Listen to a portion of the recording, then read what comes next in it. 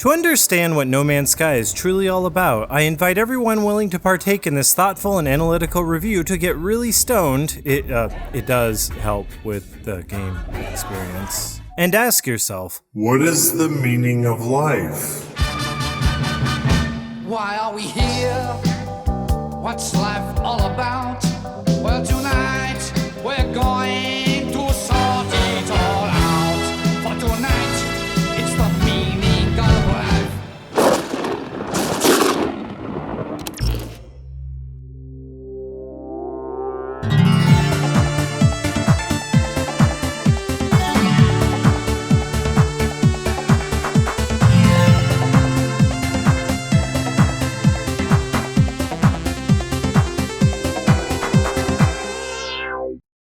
well, what is the meaning of life? Look, have you ever wondered just why you're here? Present-day George Lucas and Gabe Newell would say, to make a shit ton of money on merchandise and microtransactions. Oh, George. What makes somebody spend $5, which is $32 for a cosmetic change in a video game character? Why do people buy Porsches? Great analogy! When their former day selves would likely say, to create fantastical worlds way ahead of times technologically in which to go down in the annals of history. While some may say the meaning of life is to serve a greater good, others may see it as something more petty and selfish. Others may say it's to fight wars or to serve gods, while others may say it's to make peace or help the less fortunate. Go you! If you asked a group of people what they thought the meaning of life was, it drastically differed from person to person. I'd rather be at home with the wife and kids. I've got a book I'd quite like to read. Well, I'm learning the piano. Learning the piano?! In all reality, depending on the society, we have either assigned ourselves meaning to our own lives or have had the meaning inscribed upon us. やはりもう日本の家系っていうのは長男が後を継ぐっていうのは世間的に見るとそういう社会的とか世間的とかそういうのを見るのはなんていうか常識的なことなんですよね。Either way, we are following the path we feel we must embark on, and through the course of each of our individual journeys, we may find different meanings to life through knowledge, hardship, and even success. Ben? I agree. It's such an open-ended and complicated question to ask because not only can we not expect the masses to philosophically analyze their true purpose, it also causes one to reflect and dissect what they have come to believe the meaning of life is and pit that against what could be the correct answer. But is there really a correct answer? Yeah, I've had a team working on this over the past few weeks, and, people are not wearing enough hats. There is no real answer to that, nitwit! Life is what you make of it, buddy! When one considers the meaning of life, it is a struggle between alternative viewpoints of life itself. You have to define your own meaning. It is a process of self-discovery. But I do think everyone would come together and unanimously agree that everyone just wants to be happy. It's all brainly chemically fueled by dopamine and science and stuff. But that destination of happiness may wildly vary from person to person, and they'll do what they want, even if you disagree. Fuck you. I can live my own life in my own way if I want to. Fuck off. For months upon months, people have been trying to dig for answers on what the purpose or endgame of No Man's Sky was, and were met with the same inconclusive answers. That's because Sean Murray, the spokesperson, creator, programmer, and unintentional liar, as well as his tiny indie staff at Hello Games, knew that answer would vary from person to person through each of their individual playstyles. Each individual person who picks up the game will find their own purpose in the universe. Some may have a large ambition to explore and discover all the galaxies to name, while others may simply enjoy charting a single planet and discovering life forms and gaining knowledge. Some people may want to make a shit ton of money in the form of units, collect resources, build up their ship and arsenal, while others may want to destroy ships and create all hell. Some may want to follow the bright light emanating from the far reaches of space and speed to the enigmatic center of the universe. Then there are some Renaissance gamers who want to master all there is to No Man's Sky. So, what is the meaning of life? That huge question is the theme of No Man's Sky. Many people struggle to understand what the purpose of No Man's Sky was initially, and we're starting to grow more and more impatient as the hours tick down to the launch of the game. Unfortunately, though, no single person will be able to tell you what your purpose is. You have to find out for yourself by picking up the game and playing it. On the same note, it's nearly impossible to tell someone what the game is. It's a really hard game to explain. It's Going into this game expecting anything more than a rich single-player experience with a well-written story and lore, crafting and upgrading, and a massive amount of exploration will surely disappoint. This hype revolving around the game no doubt sparked the curiosity of millions, but unfortunately it was subjected to our wildest imaginations getting the better of us. But the deceitful trailers leading up to the release of the game didn't help much either. I do admit that the dozens of fleet ships, moving freighters, epic ground-to-air combat, the atmospheric dogfights, planetary wormholes, a sun in each solar system, and all the grand ideas in which have all been scrapped is very disappointing. On top of that, I have not only seen misinformation from Sean Murray in interviews, but really the misinterpretation of information by the masses. If you pit everything Sean Murray has said thus far against the final game we received, you will find he is pretty accurate. Despite speaking out loud and toying with ideas he was hoping would make it to the final product that didn't. Things change through the course of years and years of development. Some things work and some things don't, and for the things that didn't work, they found a way around it as to not affect the core gameplay, which has not changed drastically since the first demonstration as far as I can tell. No Man's Sky was a poor victim of way too many early developer interviews when they were all still in the stages of implementing ideas. But can you blame them? This was Hello Games' most ambitious project yet, if not the most ambitious indie game yet. Hell, they even landed a spot at E3 that captivated the world. Expectations were high from the get-go. They were proud of what they had accomplished and had grandeur dreams of so many possibilities. Sean Murray basically became a developer superstar overnight. He was a guaranteed noob when it came to big league interviews. But lots of smaller games have those big partners. And obviously showed an inability to refrain from answering questions of mechanics that were merely sketches on the drawing board. So that's why there's no load times. Everything you see just happens on the fly. If you are expecting what you witnessed visually in the showcased gameplay, interviews, and E3 trailers, you will be let down. If you understandably misinterpret the information given in interviews, you will be let down. If the trivial content shown or discussed years ago that was cut is your excuse for not enjoying the game, well, you'll obviously be let down. If you are expecting multiplayer, you will be let down. If you hyped yourself up into believing No Man's Sky really meant infinite possibilities, you will surely be let down. So I have a question for you about No Man's Sky. When I heard you talking earlier, and when I watched the video, I got the impression that this is a game where you can pretty much do anything. The promise is that you can do anything. It's the game world infinite. Yeah. The game turned out exactly the way I thought it would turn out because the first two trailers, and only two trailers that I saw, became distant memories. And I really didn't expect much from the game other than what it ended up being. I will admit, Sony and Hello Games did their fair share of false advertisement. Sean Murray said many times that the game would actually be quite simple. So, let's talk about the lack of multiplayer, shall we? That seems to be everyone's biggest gripe, and it is a huge issue. No Man's Sky is not a multiplayer game, though it has been stated there will be multiplayer aspects. A year and a half ago... Will you be able to play with your friends? Yeah.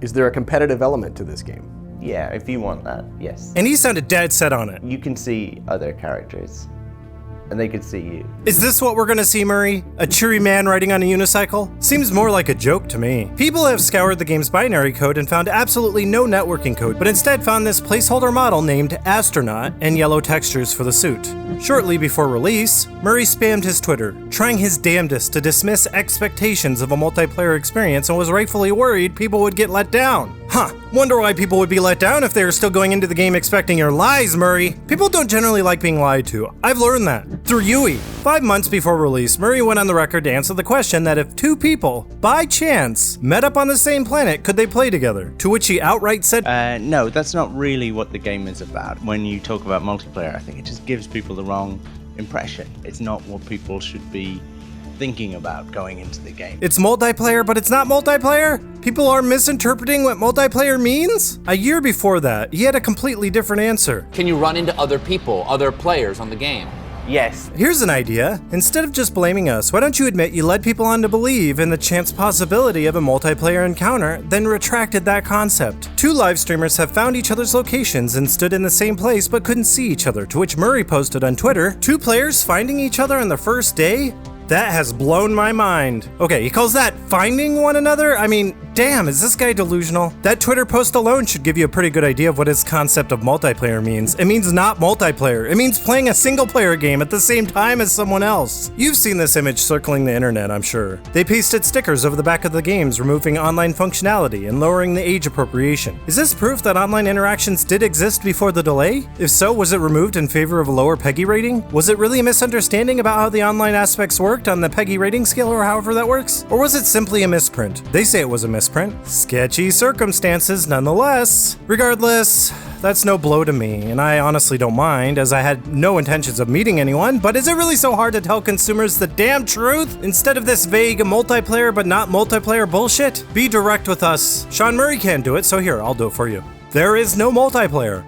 See, was that really that hard? Regardless of this gigantic hole he keeps digging for himself, the likelihood of encountering another person in the vast reaches of space would have been so extremely rare. I get that. No Man's Sky is not a rich multiplayer sandbox shooter as many expected. If you want Destiny, I guess you can go play that. If you want Eve, you have that. If not, buy it. It's good. Multiplayer for the game, actually, we've always said is kind of not really big focus, actually. You know, if you want an MMO or a deathmatch game or something like that, then there's loads of other games that cater for that really well. What we want is a sense of you playing and a sense of other people being in that universe. A little bit like Journey or Dark Souls. We want players to have a sense that there are other people playing the game at the same time. The best way to go into this game is if you go into it thinking more along the lines of Journey, the mentality of exploration, the sense of wonder, vibrant and dynamic music, and the chance someone may stumble upon your discoveries or vice versa. At its heart, No Man's Sky is a sandbox game with plenty to explore, mine, craft, upgrade, and do. That isn't to say No Man's Sky doesn't have the potential to be more than that through various updates in the coming months, and it certainly has the potential for a diverse multiplayer. Either way, No Man's Sky is a divisive, slow-paced experience that can and will lose its zeal after enough repetition in the gameplay. All in all, this game is mostly, and I say mostly, everything they said it was going to be. Besides, how many games are more than what you expected? Games you aren't expecting anything out of? Give me a break. I mean, I'll be honest. I wasn't expecting anything out of this game, and I certainly didn't follow interviews, but it's very rare a game nowadays over-delivers, or even delivers. But this game certainly does something innovative and unique, making it unlike any other game I've ever played through the use of many computer algorithms. Not to mention, it has infinite gameplay. But whether or not you'll still be playing a month down the line remains to be seen. My guess is no. If you want to be told what the real endgame to No Man's Sky is, I can tell you. Easy! It's to get to the bright shining center of the universe. This can be accomplished by upgrading your ship warp drive and traveling 300 to 1000 light years at a time, or by entering black holes which can teleport you even closer to the center than just plain warping. Keep in mind, the center of the universe is not close by any means, and parts break on your ship after enough travel through black holes, forcing you to harvest or buy materials to repair them, hindering progress but also giving you incentive to explore more. In fact, the center of the universe is so far away, it may take weeks to months of non-stop warping to get there. So good luck with that. And getting there requires a lot of resource collection, exploring for or buying said resources, exploring the land for bases and cargo to collect more blueprints to craft items you may need. But then, of course, there are people who would rather explore one of hundreds of quintillions of planets just to visit monoliths, learn alien languages, and explore for rare resources to sell. You are given all the tools you need for whatever playstyle you decide to go with, and through the various upgrades you can build up your ship, gun, or suit for various benefits. If you are looking to go for a more combat-oriented approach, you'll build up or upgrade your ship's defenses and weaponry for space battles against scavengers or hostile ships. For ground combat, you'll build up your mining/gun tool known as the multi-tool to have more effective and deadly attacks to kill hostile wildlife, or hell, even friendly wildlife. I won't judge, but the drones sure do. They're everywhere, and don't take kindly to destroying the flora and fauna. But of course, the robotic drones vary in hostility based on the amount and rarity of the items available on the planet. The drones that roam each planet try to keep peace, for the most part. Each and every planet contains these annoying drones, but it plays on a wanted level mechanic similar to Grand Theft Auto, but not at all like Grand Theft Auto. In GTA, depending on how many cops, FBI, tanks you kill, your wanted level will increase and never go away. And getting out of the wanted level takes a lot of skill, either by cleverly hiding, changing cars, outfits, whatever. The wanted level in this game is far far worse, mechanically. If you get a stage 1 or 2 wanted level, you can simply kill all the drones nearby and end it. Either that or run into a building because drones cannot see you inside buildings, even if they're in the building with you. The wanted level increases the longer you are wanted. In essence, you actually have to work for it. At stage 3, a dog sentinel comes out. At stage 4, a gigantic two-legged one comes out. At stage 5, you become wanted forever on that planet until you leave it. Then when you leave, the wanted level will continue in space, starting over from 1 through 5 phases and as formulaic as it sounds. Phase 1 is 1 fighter jet, 2 is 2 jets, 3 is 3 jets, and so on. Needless to say, if you plan on doing this, be prepared to be obliterated rather quickly if not upgraded properly. Speaking of dying, if you die in person or on a ship, you will lose all your resources from either your suit or ship and have to make your way back to where you died to collect all the resources you lost. This mechanic is similar to, Zombie U? I'd say Dark Souls, but that's not as good of an example as Zombie U. You can't reload your last save game and undo the death, which is good. Not that I've died more than once through the entire game. It's an easy game. You are also given a choice side quest to follow the path of Atlas, which is that thing on the cover. As far as I know, you visit them, learn several words, a few blueprints, sometimes gain warp cells for warping to new galaxies, but most importantly, you get the rarest item in the game, the Atlas Stone. Most people went off and sold these, but did you know that if you kept all 10, you can create a new star? Spoiler, but you'll be glad I told you so you don't waste your time. It takes all your Atlas Stones away, gives you its word that a new star has been created, then sends you on your way. You never get to see this star, but the game says it exists. You, like me, probably screwed this subquest up by selling all the stones, considering there's no indication that the Atlas Stones would be important in any way. Don't bother buying any and trying to go back, it won't work. But you have to admit the Atlas stations are interesting looking and plentiful in supplies. Wait a second. Is that an homage to Death Stranding? Okay, I know this is supposed to represent the 3 species present in the game, but it sure looks like a Death Stranding reference right here. Maybe they should have called the game No Man's Sky. Get it? No Man's Sky? Norman's Sky? Oh, look at the time. Your buzz must be wearing off. Go ahead, pack another bowl. Do what you need to do. I got all the time in the world to ensure you are moderately stoned, just enough to continue enjoying this remarkable video. But Fungo, advocating drug use is not advertiser friendly.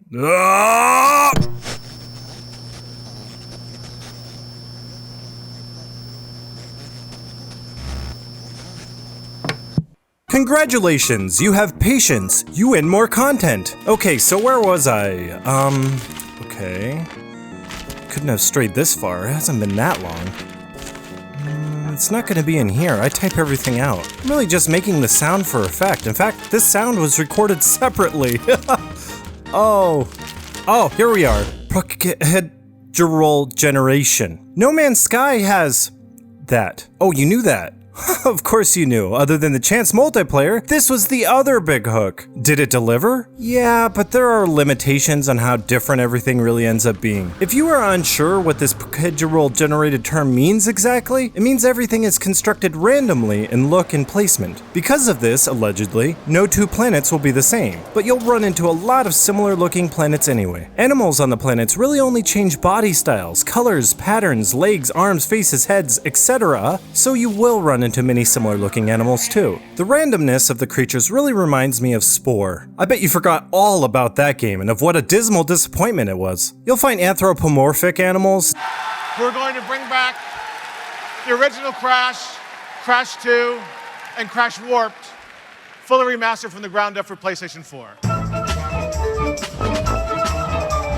Dinosaur-like animals, cute animals, or animals that are just plain silly. You can interact with them and make them happy. The artificial intelligence of the animals is all pretty much the same, and it's, for the most part, just mundane meandering until something startles them and they get stuck on something. The animals didn't act this dumb in the trailers. Oh, that's because the trailers were scripted events. You won't find animals migrating like this, nor reacting to threats like this, but you will see predators trying to eat other animals and failing terribly like they didn't evolve on that planet.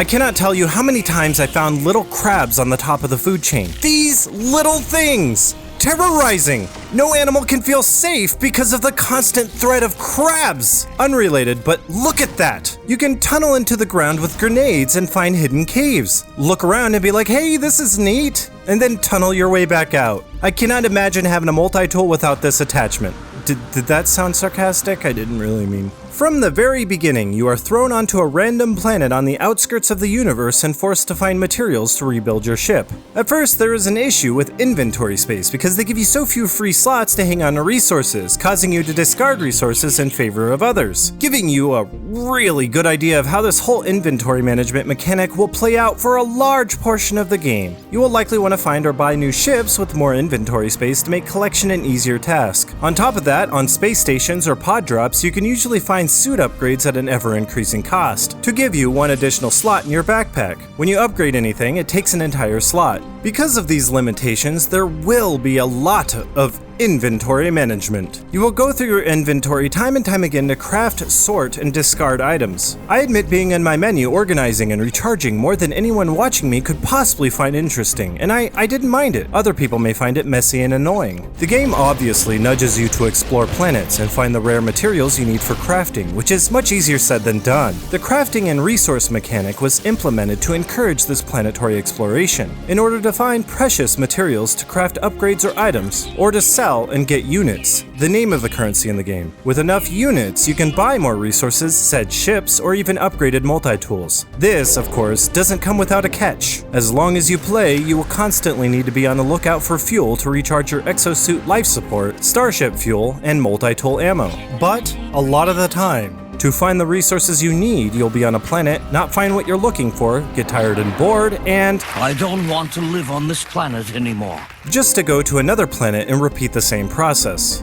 That isn't to say there isn't plenty to explore and discover in every planet, if that's what you're into, but after 3 weeks with the game, I've come to learn what's necessary and what's not. And if you really want to get into it, nothing is necessary. Besides having the coolest ship, having the coolest gun, and all the best of the best upgrades, but that's my philosophy. If you are going for exploring planets that are of unsafe conditions, such as those with radioactivity, toxicity, cold, heat, or storms, you can, and I say can because it's really not necessary when you find shelter because the game is so damn easy, upgrade your exosuit. If you want to explore underwater, you can, and I say can because it's really uneventful. Actually, I'll go into this a little bit more. Underwater exploration is extremely uneventful. You won't find anything under there you can't already find on land. Besides, the underwater controls are aggravating. Up and X should propel you forward, not up. X alone should make you rise to the surface. You should be able to swim faster with the sprint button. Here I was thinking the underwater exploration was going to be the most fun. If you don't mind messy underwater controls and think underwater environments are just too pretty to pass up, then dive right in. No pun intended. Every starship, no matter which race it's from, will look slightly different inside and out, but all are basically the same and can be upgraded to do the same things. I stuck with the first cheap-ass ship I found, but other people may be on the constant lookout for a more badass ship. The more inventory space your ship has, the more upgrades you can install and materials you'll be able to hold. With the right upgrades, you can take on space battles pretty easily, especially with homing lasers, strength upgrades, and shield upgrades, but getting there does either require a lot of time collecting rare resources, stealing and fixing up a crashed ship, or you can just buy a good one with tens of thousands of units, assuming you found a way to exploit the unit system and become rich. That's not hard to accomplish. These upgrades in mention are found by exploring alien bases on planets, opening loot crates, exploring shipwrecked parts, or even by exploring monoliths. Some monoliths, among some bases, especially those you can break into, will reward you sometimes new upgrades or blueprints for crafting, but you will find a lot of the same upgrades you already own, so you become compelled to continue exploring in other areas to find the upgrades you don't own. I mean, it's ridiculous. I'm starting to get used to finding the same blueprint I already own over and over and over again, making my exploration feel utterly pointless. If you could take and sell these blueprints, it wouldn't be so bad, but if you already own a blueprint, it dissolves into the abyss. After your first 12 hours with the game, chances are you will find all the up to level Tau upgrades for everything, while the final level Omega upgrades are so rare, you still suffer through the tedium of exploring for the rare chance of finding an Omega upgrade. You will be disappointed for hours and hours on end, but this is one way to obtain the equally rare Atlas Passes versions 2 and 3, which opens up procedurally generated rooms and outposts and trading stations. My best Gek friend Polo on the Space Anomaly will also reward you the passes in his last few encounters. While obtaining this pass may feel like a giant victory at first, Oh my god! Yo! Yes! Yes! Yes! Oh, wow! What? He has no idea. We did. He has no idea.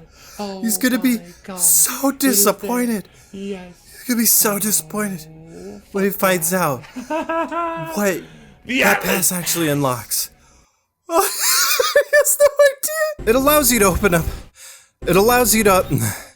Look how happy he is. Where's the video of his overwhelming disappointment?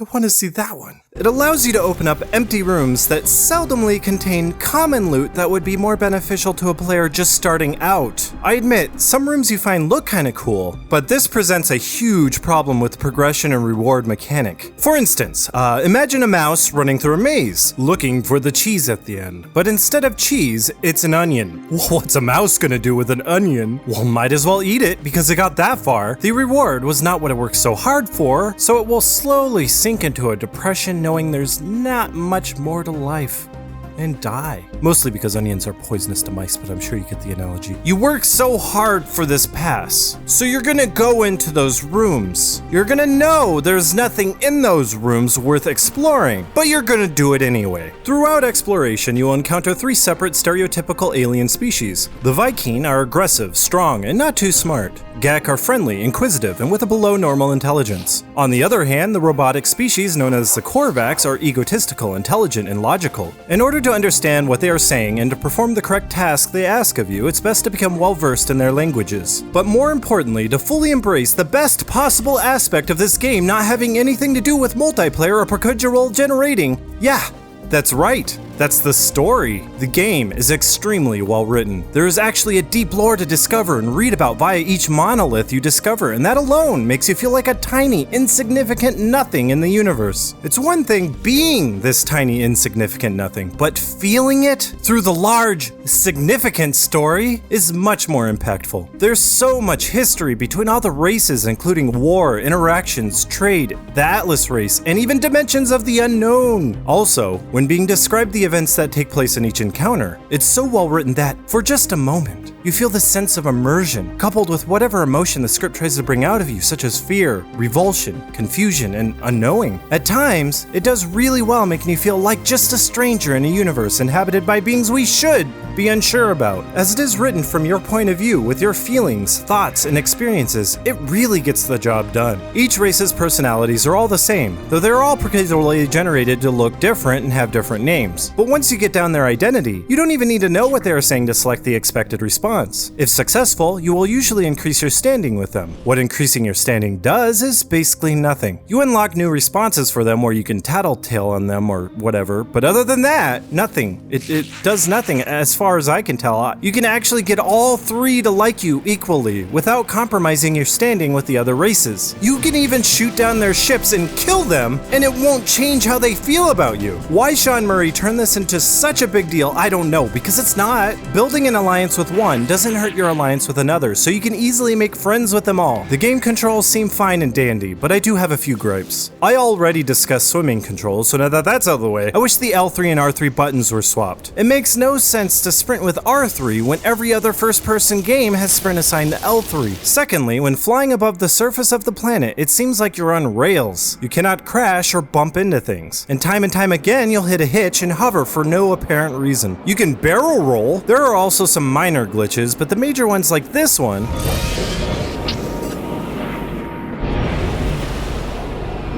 and this one.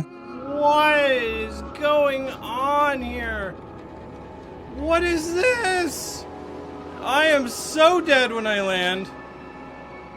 What is going on? Were patched in the making of this review, so they aren't a concern anymore. I have to say, they are pretty dedicated when it comes to patching this game. You can, and are encouraged to scan all wildlife on a planet, but scanning takes way too long. It should only take 1 second, but instead you have to wait like 6 seconds. Scanning birds used to require you to shoot one out of the air, but they fixed that. A nice little aspect of finding animals to scan is that you can see little dots of all the animals while in scan mode. Green means you've scanned the animal before, white means it's too far away to tell, and red means you have yet to scan the animal. This is certainly useful for obtaining the Planet Zoology Scan milestone. Oh, and speaking of milestones, there are 9 of them, and they all govern the advancement of the Atlas Station and Space Anomaly quests. But most importantly, they make you feel all warm and bubbly inside when you get them.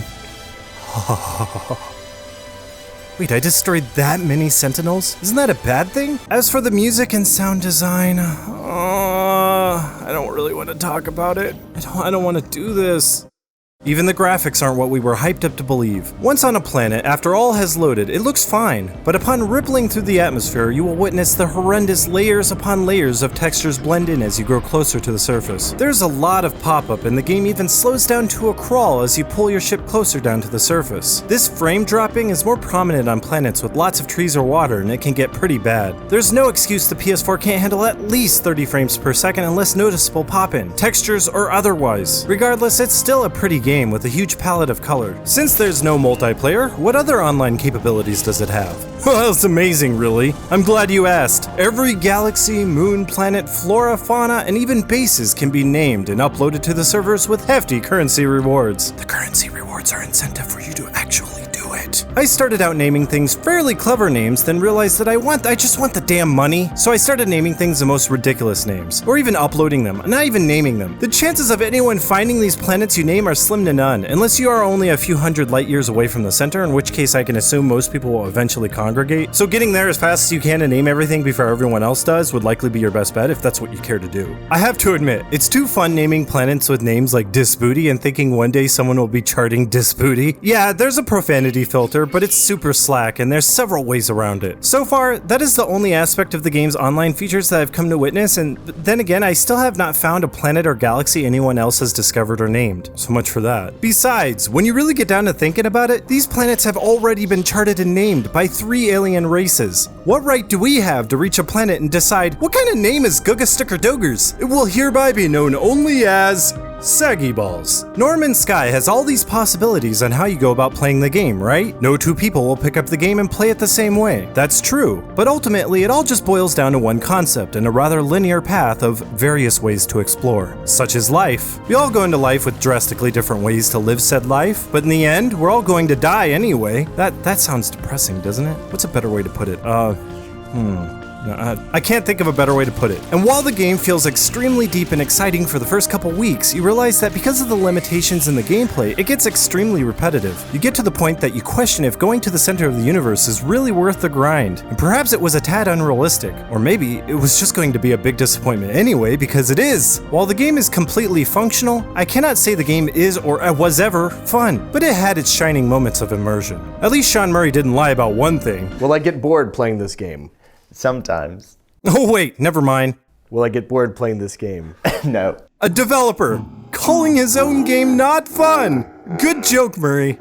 Good joke. While I'd love to say the game doesn't deserve the shit bandwagon it's on, it kinda does. But not because of the misinformation or the misinterpretation of that information, but because it's pretty shallow. From a gameplay perspective. Yeah, it's pretty addictive for a short while, especially depending on how inebriated you are, but by the time you finally willed yourself to the decision to put down the controller and not play anymore, because that's when you ever truly finish the game, you'll have this shitty taste in your mouth you can't wash out. The game is pretty impressive considering the amount of people that worked on it and for an indie title, but I don't think it's fair to judge a game based on that. No matter how enamored you may be with the vastness of the randomly generated universe, that zeal of it, you'll still come to a point of complete boredom and stop playing. You know you're done with the game when playing it seems like a chore. Usually when you get bored of a game, you want to blame the game. But in this case, who are you gonna blame? That's the only way you know the game is over! God, that's all. Norman Sky taught me the meaning of life is that when you get bored of living, to fill your house with carbon monoxide, lay down in bed and never wake up. Or to make things a little bit harder for yourself, take a fork, jam it into your chest, puncture a lung, but while you suffocate, think about why you started living to begin with. Oh God. Distasteful joke, maybe. I don't think anyone should take their own life. But that was really a great analogy. I can't think of a better one. But Fungo, advocating suicide is not advertiser friendly. I wasn't advocating it, I was just trying to make a brilliant analogy.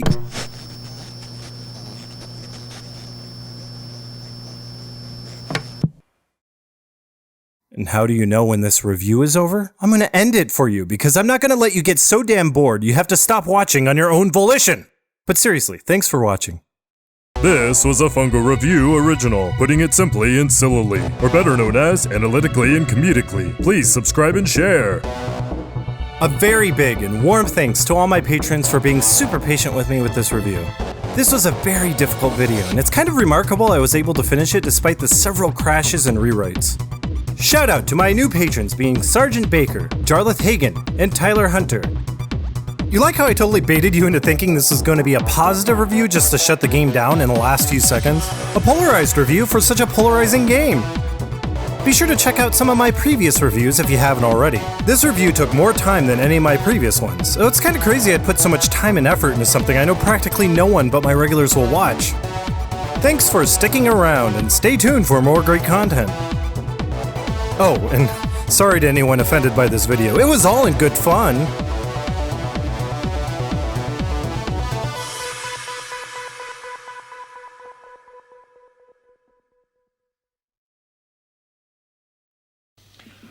What was that about hats again? Oh, people aren't wearing enough.